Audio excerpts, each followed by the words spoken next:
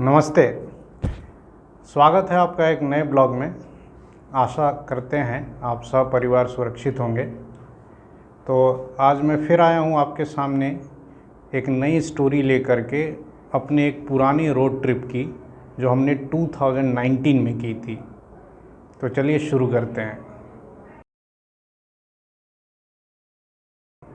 तो बात सितंबर 2019 की है, कोविड से पहले। सितंबर के लास्ट में अराउंड 25 सितंबर के आसपास बिहार में बहुत बारिश हो रही थी, और बारिश इतनी ज़्यादा थी कि बहुत कम देर के लिए रुकती थी और लगातार हो रही थी। उस समय 2 से 3 दिन की बारिश के बाद पटना में फ्लड जैसा सिचुएशन आ गया। मैं 10 से 12 साल से पटना में हूँ और इस दौरान मैंने कभी भी इतना ज़्यादा पानी नहीं देखा था। तो हमारा जो इलाका था, कंकड़ बाग, राजेंद्र नगर, कदम कुआं, ये सारा एरिया पानी में डूब गया। मैंने अपनी लाइफ में पहली बार जो है वो शहर को बाढ़ में डूबते हुए देखा। तो ऑफिस, कोचिंग सब कुछ उस समय बंद हो गए इस एरिया में, और राहत और बचाव का कार्य चलने लगा। पटना की सड़कों पर नाव चल रही थी उस समय। अजीब सा मंजर था। हम लोग अपार्टमेंट के छत पर जाके ये सब देखते थे, और हेलीकॉप्टर से जो है वो रिलीफ पैकेज भी गिराया जाता था छत पे। खैर 3 दिन तक इस तरह से हम लोग घर में बंद रहे, और उस समय दशहरे की छुट्टियां होने वाली थी 3 से 4 दिन के बाद। तो जब ये लग गया कि अब अगले 5-7 दिनों तक पानी कम नहीं होने वाला, और ऐसे भी छुट्टियां नज़दीक हैं, तो ऑफिस, कोचिंग अब खुलने से रहें, तो 3 दिन घर में बंद रहने के बाद सडनली मैंने प्लान किया कि इस आपदा को भी अवसर में बदल लिया जाए। क्यों ना हम लोग कहीं रोड ट्रिप पे निकल जाएं इस दौरान। प्रॉब्लम ये था कि कार हम लोग अपार्टमेंट से निकाले कैसे, क्योंकि अपार्टमेंट के बाहर का पूरा एरिया जो था वो कम से कम कमर भर पानी में डूबा हुआ था। पानी कभी थोड़ी देर के लिए कम होता भी था, आधे 1 फुट, तो फिर बारिश होती थी और फिर पानी बढ़ जाता था। तो वैसी सिचुएशन में कार निकालना तो पॉसिबल ही नहीं था जब पानी इतना ज़्यादा था। तो हम लोगों ने सोचा कि ऐसा करते हैं कि पहले यहाँ से निकल लेते हैं हम लोग ट्रेन या फ्लाइट से दिल्ली, और फिर वहाँ से देखा जाएगा क्या करना है। तो हम लोग रिक्शा करके किसी तरीके से निकले बाढ़ के पानी से, रेलवे स्टेशन आए। उस समय ट्रेन्स बिल्कुल खाली जा रही थी, क्योंकि इस बाढ़ की सिचुएशन में पैसेंजर्स कहाँ मिलेंगे। तो मैंने मात्र ट्रेन खुलने से 1 घंटे पहले टिकट कराई, और फिर हम लोग ट्रेन पकड़ करके दिल्ली आ गए। जब हम लोग वहाँ से निकल रहे थे, तो नोएडा में मेरा एक पुराना स्टूडेंट रहता है जो फ़िलहाल एनटीपीसी में जॉब कर रहा है। तो मैंने उसको फ़ोन किया था, तो वो कह रहा था कि ऐसा करो सर, आप किसी तरह यहाँ आ जाओ, फिर यहाँ से हम लोग कुछ प्लान करके घूमने चलेंगे। तो हम लोग सुबह दिल्ली पहुँचे, और उसने हमारे लिए एनटीपीसी के रेस्ट हाउस में रूम बुक कर दिया था। हम लोग नोएडा गए, सुबह करीब 10 बजे नोएडा पहुँचे, और वो पूरा दिन हम लोग दिल्ली में इधर उधर घूमे, और अगले दिन कहाँ जाना है इसकी प्लानिंग की। चूँकि पूरा दिन था, तो कनॉट प्लेस में सीपी में घूमर रेस्टोरेंट है जहाँ राजस्थानी थाली मिलता है। तो हम लोग थाली खाने वहाँ चले गए। लंच हम लोगों ने वहाँ किया। उसके बाद हम लोग गुरुद्वारा बंगला साहिब है सीपी के पास ही, वहाँ गए मत्था टेकने, और शाम को फिर हम लोग गेस्ट हाउस आ गए। वो स्टूडेंट भी गेस्ट हाउस आया मेरा, और हम लोगों ने प्लान किया कि कल जाना कहाँ है। उसके लिए हम लोगों ने ऑनलाइन एक जूम कार बुक कर ली। अब जिनको आइडिया होगा, जूम कार एक सेल्फ ड्राइव सर्विस है जिससे आप कार लेकर के खुद चला सकते हैं। कमर्शियल नंबर प्लेट होता है।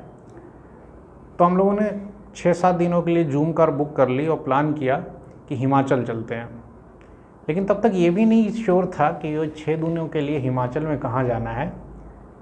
वो तो अगली सुबह जब हम लोग निकले नोएडा से, तब हम लोगों ने प्लान किया कि शिमला के आगे चलेंगे। शिमला हम लोग पहले भी जा चुके थे, वहाँ तक जाने में कोई ख़ास इंटरेस्ट था भी नहीं हमें। लेकिन शिमला के आगे जो है कुफरी, नरकंडा, रामपुर, फिर आपको रिकांगपिओ, कल्पा, चितकुल, ये सब एरिया हमने कभी एक्सप्लोर नहीं किया था। तो हम लोगों ने डिसाइड किया यही एरिया एक्सप्लोर करेंगे, और हम लोग सुबह दिल्ली से निकले। फोर्ड इको स्पोर्ट हम लोगों को जूम कार से मिली थी, गाड़ी अच्छी कंडीशन में थी और जूम कार में इनिशियल जो होता है वो कार का सर्वे करना होता है, वो सब फॉर्मेलिटी वगैरह पूरा किया हमने और निकलते निकलते दिल्ली से करीब 10 बज गए। अब दिल्ली से 10 बजे निकले हम लोग, 11 बजे के आसपास सिंघू बॉर्डर पे पहुँचे। मैंने पहले भी जूम कार की सर्विसेज यूज़ की हैं, मुझे आइडिया था कि भाई ये जो गाड़ियाँ होती हैं ये कमर्शियल गाड़ियाँ होती हैं, जैसे टैक्सी होती है ना उस तरीके से। तो जब आप स्टेट चेंज करेंगे तो हर स्टेट का आपको टैक्स पे करना होगा, कमर्शियल टैक्स, और वो टैक्स अब ऑनलाइन ईजिली पे हो जाता है। 2019 में भी होता था लेकिन उस समय मुझे आइडिया नहीं था, तो हम लोग सिंघू बॉर्डर पे रुके हरियाणा में इंटर करने से पहले, और रोड साइड में जो एजेंट होते हैं वहाँ हम लोगों ने रोड टैक्स पे किया। लेकिन उस एजेंट से ही पता चला कि आगे जितने भी स्टेट आएंगे, हिमाचल हुआ, पंजाब हुआ, सबका ऑनलाइन पे कर सकते हैं। खैर वहाँ से निकले हम लोग और फिर आगे मुरथल आया। वीना को मुरथल के पराठे बहुत पसंद है। नॉर्थ इंडिया के लोग जानते होंगे कि मुरथल जो है सोनीपत के पास एक छोटा सा गांव कह लें, कस्बा कह लें, जहाँ लाइन से खूब सारे ढाबे हैं। तो हम लोग गुलशन ढाबा पे रुके और हम लोगों ने पराठा खाया। खाना सही में उधर का लाजवाब है, मैं जब भी जाता हूँ ज़रूर खाता हूँ उधर। और आगे फिर कुरुक्षेत्रा आया, अम्बाला पहुँचे और शाम को 4 बजे के आसपास हम लोग जीरकपुर पहुँचे। चंडीगढ़ हम लोगों को बाईपास करके जीरकपुर जाना होता है और जीरकपुर से आप फिर सीधे हिमाचल की तरफ निकल जाएंगे। जीरकपुर हम लोग पहुँचे ही थे तो पंजाब पुलिस ने हमें रोक लिया। क्या है कि हरियाणा से हिमाचल जाते समय पंजाब का जो स्ट्रेच है वो जीरकपुर के आसपास पड़ता है और वो कुछ किलोमीटर्स का एक स्ट्रेच है, आप कह सकते हैं 8-10 किलोमीटर का। तो अक्सर जो ऐसी गाड़ियाँ होती हैं, टैक्सी या ये जो जूम कार वाले गाड़ियाँ होती हैं, लोग अक्सर पंजाब का रोड टैक्स नहीं पे करते हैं कि भाई 9-10 किलोमीटर की बात है, इसके लिए पूरे दिन का रोड टैक्स क्यों दे। तो ये हम लोगों को आइडिया नहीं था कि ये रोक लेंगे, लेकिन मेरा स्टूडेंट बहुत समझदार था। जब मैं ड्राइव कर रहा था तब वो लाइन से रास्ते में जितने स्टेट आने वाले थे सबका रोड टैक्स वो पे कर चुका था, पंजाब का भी और आगे हिमाचल का भी। तो खैर हम लोग वहाँ से निकले और फिर थोड़ी देर में हम लोगों को पहाड़ दिखने लगे, बड़ा अच्छा नज़ारा था। हिमाचल इंटर किए, फिर पहाड़ शुरू हो गए और फिर हम लोग करीब 7-7:30 बजे जब शिमला पहुँचे तो हमें शिमला तो रुकना नहीं था, लेकिन अंधेरा हो चुका था। तो शिमला से करीब 4 से 5 किलोमीटर पहले हम लोगों ने हाईवे पे ही एक होटल बुक किया और वहीं स्टे कर गए। रात को वहाँ से पूरा शिमला चमचमाता हुआ नज़र आ रहा था। हम लोग काफ़ी एक्साइटेड थे कि अब पहाड़ों वाली ड्राइव शुरू हो गई है।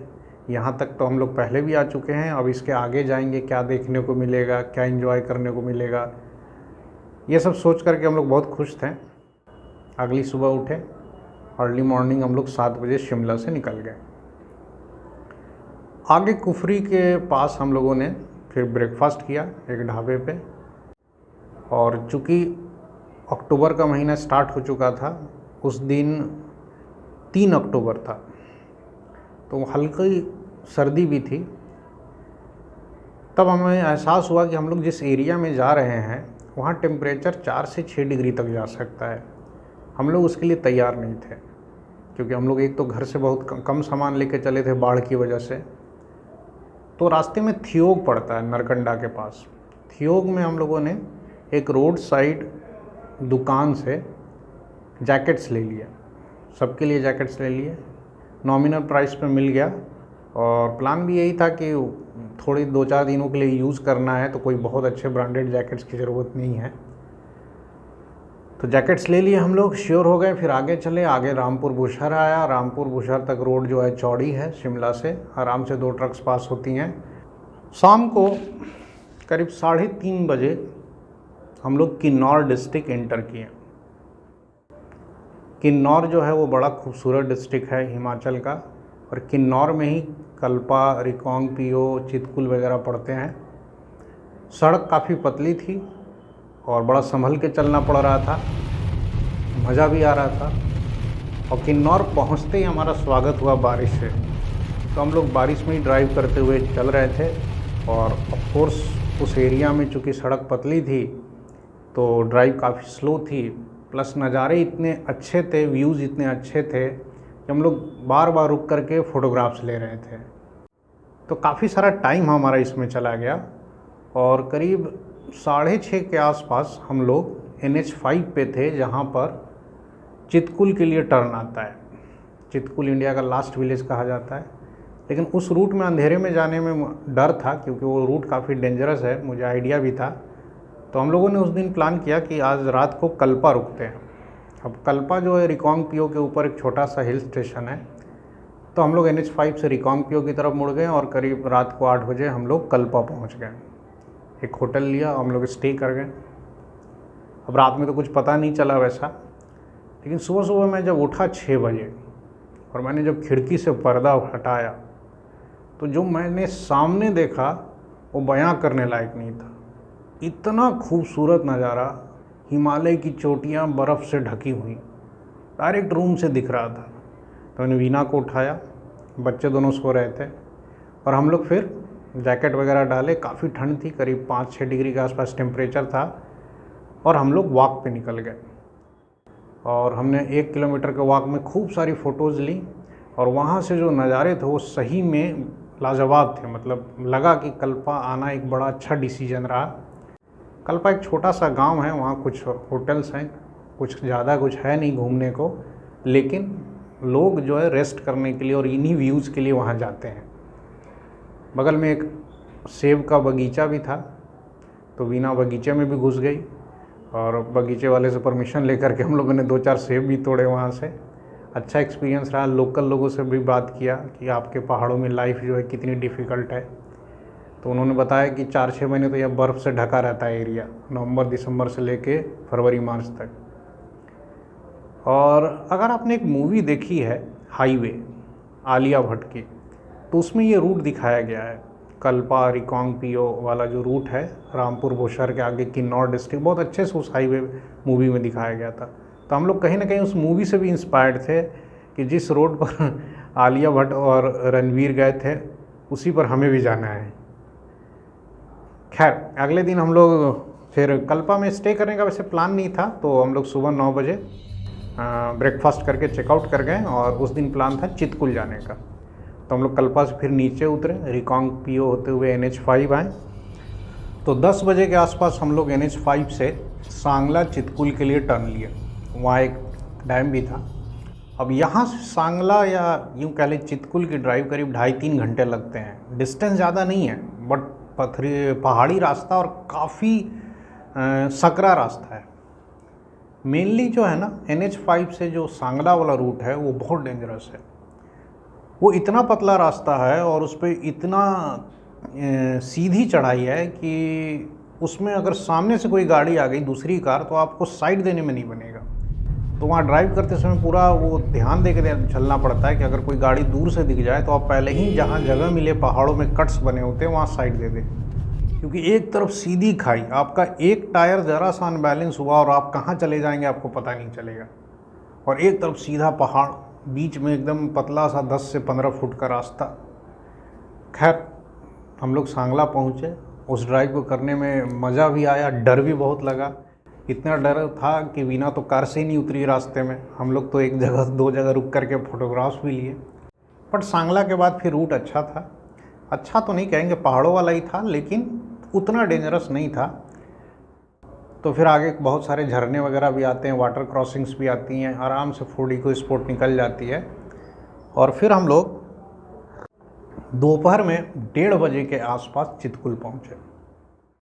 वहाँ हमारा स्वागत एक बोर्ड से हुआ जो गांव के पहले ही लगा हुआ था। इंडिया का लास्ट विलेज है, उसके बाद तिब्बत का बॉर्डर शुरू हो जाता है। चितकुल के आगे ITBP का चेक पोस्ट है और वो लोग सिक्योरिटी की वजह से आपको आगे जाने भी नहीं देते हैं, इसीलिए शायद इसको इंडिया का लास्ट विलेज कहते हैं। छोटा सा गांव है, 10-15 होटल सब बन गए हैं, कुछ रेस्ट हाउस हैं, ज़्यादा कुछ है नहीं, कोई रेस्टोरेंट वगैरह नहीं है। आप जहाँ रुकेंगे आपको वहीं खाना मिल जाएगा। और एक छोटी सी नदी भी बहती है गाँव के बगल से। लेकिन अगर अचानक क्या है कि पहाड़ों में मौसम कभी भी चेंज हो जाता है। तो हम लोग पहुँचे, 3 बजे तक हम लोगों ने होटल वगैरह सर्च करके ले लिया, लेकिन 3 बजे के बाद बारिश बहुत तेज़ हो गई एकदम काले काले बादल छा गए, तो सारा मज़ा ख़राब हो गया क्योंकि हम लोग बाहर निकल नहीं सकते थे। हालांकि दूर में पहाड़ दिख रहे थे, लेकिन अगेन वो रूम में बंद होने की वजह से हम लोग इंजॉय नहीं कर पाए। तो वो दिन तो हमारा ऐसे ही चला गया। फिर अगले दिन सुबह हम लोग उठे।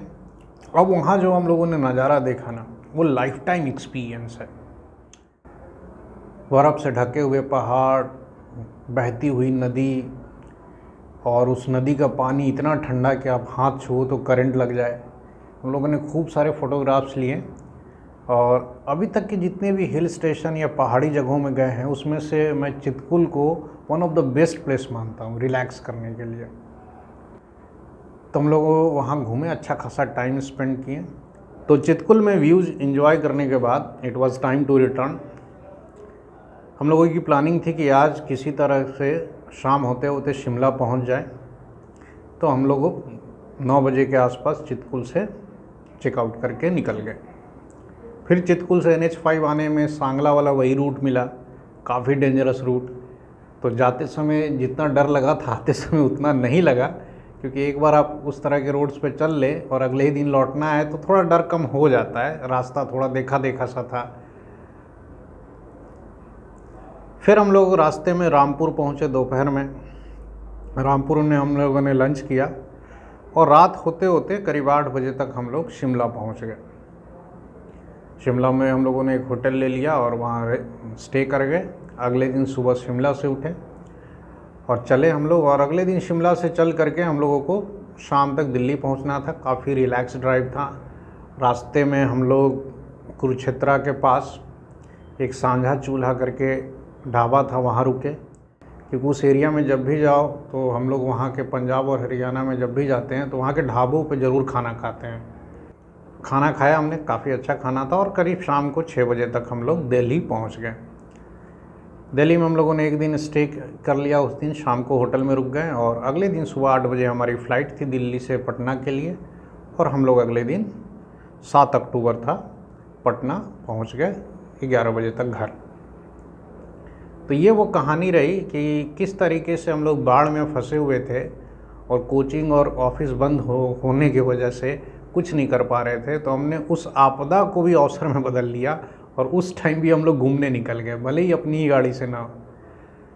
तो आई होप आपको ये स्टोरी अच्छी लगी होगी, और जिस किसी को भी उस रूट में जाना है, कल्पा, चितकुल वगैरह, और आपके कोई भी क्वेरीज हैं तो आप बेझिझक मुझसे पूछ सकते हैं। आपको मेरे ये रोड ट्रिप्स या स्टोरीज अच्छी लग रही हैं तो आप अपने हिसाब से देख लेना, वीडियो को लाइक कर देना, और बहुत अच्छी लगे तो सब्सक्राइब भी कर लेना। तो फिर मिलते हैं नेक्स्ट ब्लॉग में, तब तक अपना ख्याल रखें। बाय।